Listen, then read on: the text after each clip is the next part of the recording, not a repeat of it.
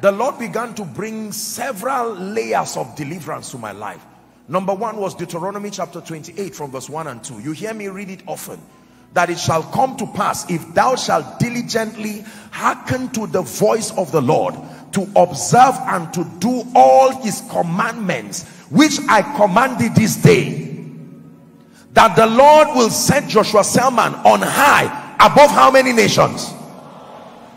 Believe me, when I saw all nations, I believed it. By the way, this whole revelation was in one room. All nations, I believe. When I started seeing visions, I will never forget, I was in Port Harcourt in 2007, attending to a dear lady then who was sick. She would later pass on, and you know, part of the people that were staying with in Port Harcourt. And I remember the teaching hospital there.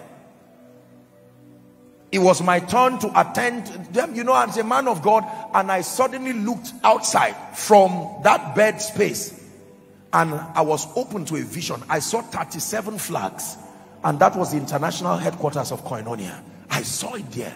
I wrote it down. I said, Lord, I believe it. We are going there.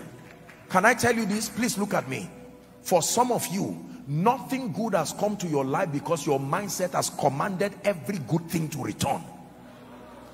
Every good thing, to the extent that if people favor you, you don't believe it, because your mindset has been so deconstructed. It is against the laws of your life. For some, can something be that easy?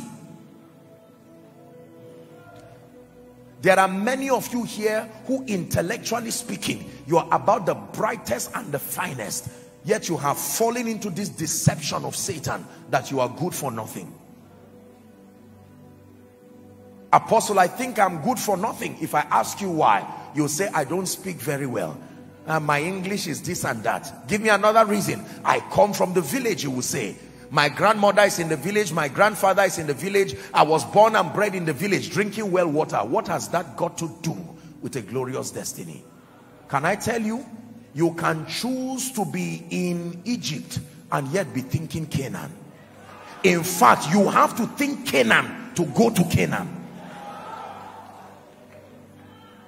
Right from when I was in one room, I stand by the God of heaven.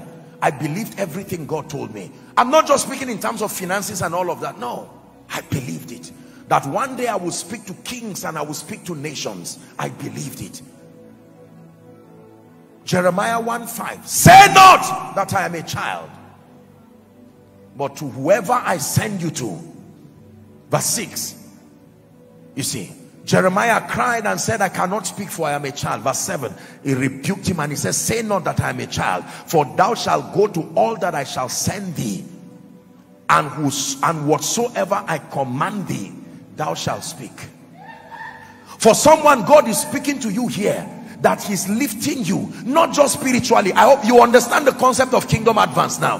When we teach like this, we are not just talking pulpit. For some of you, God has told you he's taking you to UN, AU, and when you think about it, you just laugh at yourself and say, me, I came to challenge that devil. Every mindset that will not let you rise, ill speakings of men that kept putting you down, I curse it right now in the name of Jesus. Please sit down.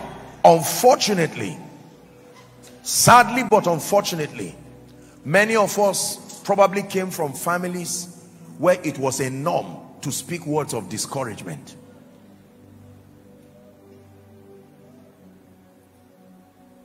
I remember a particular person many years ago who cried. He got an award, and when he called his parents, the parents said he should go and return it to the rightful owner. He got an award. True story. Return it to who? Because the father said, no, this is my stupid and useless son. It's impossible to have that award. There's a gentleman, I think he's here in Koinonia. I usually minimize talking about things like this because eventually we're talking to the whole globe, but it's something that is very good.